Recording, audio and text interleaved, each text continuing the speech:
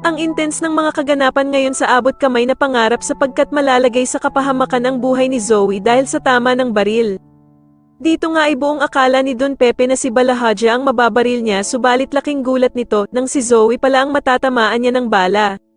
Samantala ay sa wakas nga at nakatakas na ng tuluyan si Don Pepe kila Balahaja at Zoe at madadala niya pa nga ang baril na magagamit niyang pangdepensa sa kanyang sarili. Manginginig naman sa galit itong si Balahaja dahil sa galing magtago ni Don Pepe kaya naman ay uusok ang ilong nito sa kakahanap sa kanya. Sa kasamaang palad naman sa kagustuhan ni Don Pepe na hindi mahuli ni Balahaja ay magkakamali naman ito ng mababaril at dito nga ay wala siyang kaalam-alam na si Zoe na pala ang tinamaan niya ng bala. Samantala matapos namang makaligtas ni Lynette sa mga humahabol sa kanyang tauhan ni Moira, ay magkakaroon pa sila ng komprontasyon ni Doc Carlos. Sasabihin nga ni Lynette sa kanya na matagal na daw palang tinitiktikan ng mga magnanakaw ang bahay ni Doc Carlos kaya naman ay magdududa siya dito.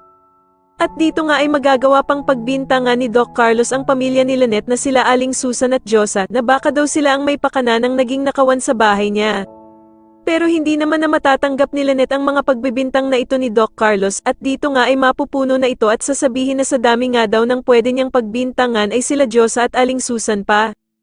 Matutulala naman si Doc Carlos sa sasabihin ni Lynette na imbis nga daw na mga musta siya sa naging pagkidnap sa kanya ay mas inuna pa nitong pagbintangan ang pamilya niya. Sa tingin niyo tuluyan na nga kayang makaligtas si Don Pepe at matakasan na nga kaya niya si Balahaja sa paghabol nito sa kanya, mas lalo na nga talagang nagiging exciting ang mga susunod na kaganapan kaya naman ay mas lalo pa nating abangan ang mas lalong gumigandang abot kamay na pangarap. Maraming salamat po sa inyong panonood at sana po ay ma-subscribe niyo ako. Maraming salamat po.